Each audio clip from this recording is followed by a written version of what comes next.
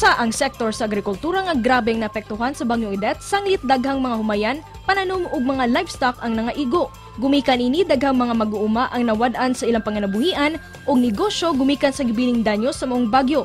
Apan unsa ka ang mga laka nga pwedeng mabuhat sa taga Department of Agriculture 7? Tara, ato kining isgutan pinaagi sa tong panginabi sa Regional Director sa Maumbuhatan dinhi sa GMA Regional TV Live. Kumusta naman ang assessment sa Department of Agriculture sa danyos sa agriculture and fisheries sector? Makauban nato karong buntaga sa programa mga kapuso, OIC Regional Executive Director sa Department of Agriculture 7, Director Joel Elumba. Good morning, Director Elumba. Kumusta, sir? Welcome sa GMA Regional TV Live.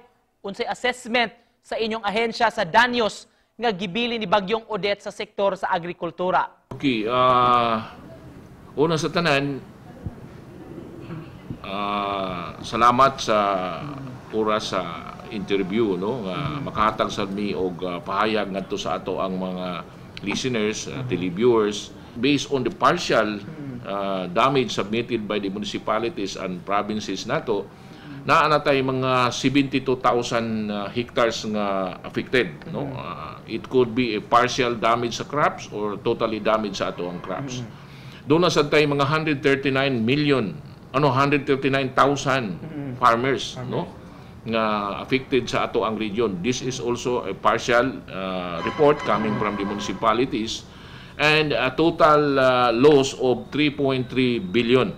Now, here comes sa ato ang kining livestock nga ang damage nila is on livestock facility, ang mga poultry houses, mga pig pens nila o uban pa ng mga facilities related to the production of livestock and poultry.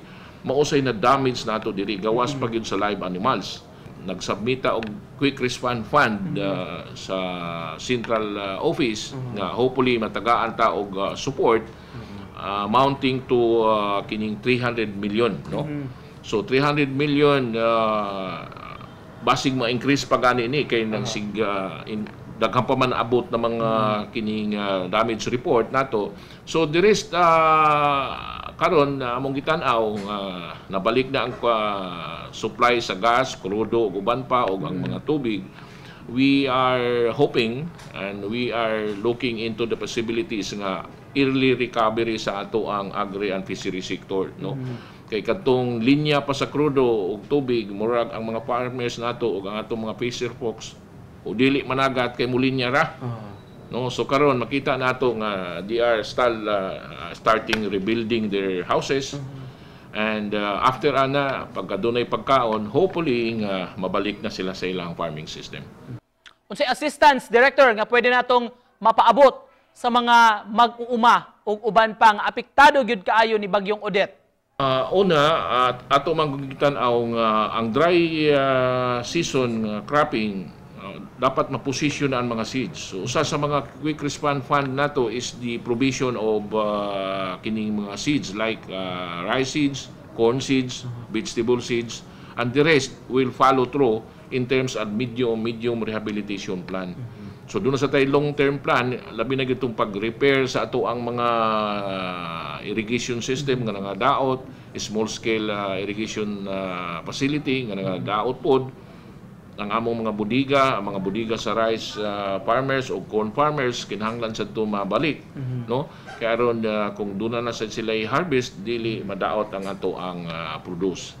Gumikan ining halapad nga danyo sa agrikultura, Director. Pangutana sa kadaghanan, wala ba'y pagkuwang sa supply nato sa pagkaon karon? So far, based sa amo ang daily monitoring sa prices o availability sa ato mga basic commodities, rice o corn o kining ato ang livestock and poultry nga mga produce nga usag yun sa mga gikinahanglan sa ato ang mga mag-uuma o sa ato ang mga konsumidor, wala tayong nakita nga shortage.